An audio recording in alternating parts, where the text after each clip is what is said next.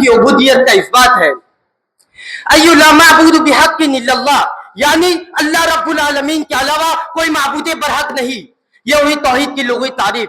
اصطلاح شریعت میں توحید کہتے ہیں اللہ تبارک و تعالیٰ کو اس کی ربوبیت میں، یعنی خالق، مالک، رازق اور متصرف الامور میں، اور اس کی الوہیت میں، حاکمیت میں، عبادت میں، اطاعت میں، اور اس کے اسماء و صفات میں اور اس کے افعال میں اکیلا، تنہا اور خاص ہے۔ تو گویا کہ توحید کا مفہوم یہ ہے کہ سب سے پہلے بندہ تمام معبودان باطلہ کا انکار کرے، پھر اللہ رب العالمین کی الوہیت کا اقرار کرے۔ اسی بات کو رب ذوالجلال نے اپنے مقدس و متبرک کلام کے اندر فرمایا، وَلَقَدْ بَعَثْنَا فِي كُلِّ أُمَّةٍ رَسُولًا أَنِ اعْبُدُوا اللَّهَ وَاجْتَنِبُوا الطَّاغُوتَ، اور ہم نے ہر امت میں ایک رسول بھیجا کہ لوگ اللہ کی عبادت کرے اور طاغوت سے بچے۔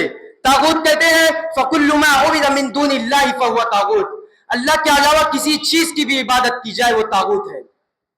علامہ ابن قیم رحمہ اللہ فرماتے ہیں اللہ رب العالمین نے توحید عبادت میں نفی اور اثبات دونوں کو چھوڑ دیا، چنانچہ ہر غیر اللہ کی نفی اور ہر قسم کی عبادت کو اللہ رب العالمین کے لیے ماننا، یہی حقیقی توحید ہے۔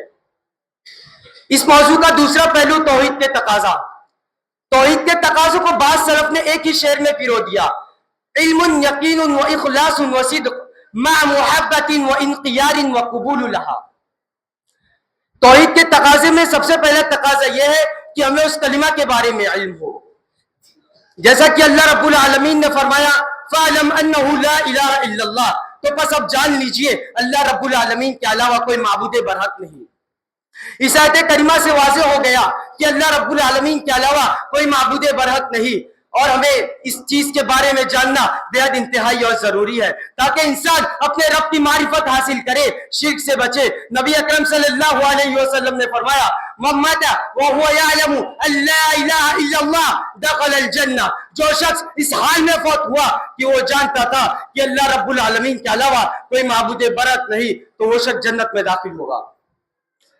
توحید کا دوسرا تقاضا یہ ہے کہ ہمیں اس کلمات پر پختہ یقین ہو، اس میں شک نہ ہو، اللہ رب العالمین کے معبود برحق ہونے پر پختہ یقین ہو، جیسا کہ نبی اکرم صلی اللہ علیہ وسلم نے فرمایا اشہد ان لا الہ الا اللہ وان محمد رسول اللہ لا یلقی اللہ بہما عبد غیر شاک فیہما الا دخل الجنہ۔ جو شخص اس چیز کی گواہی دے کہ اللہ رب العالمین کے علاوہ کوئی معبود برحق نہیں تو وہ شخص جنت میں داخل ہوگا، اور اس نے اس چیز میں شک نہیں کیا تو وہ جنت میں داخل ہوگا۔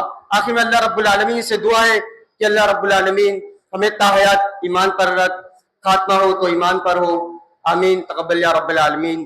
السلام علیکم ورحمۃ اللہ وبرکاتہ۔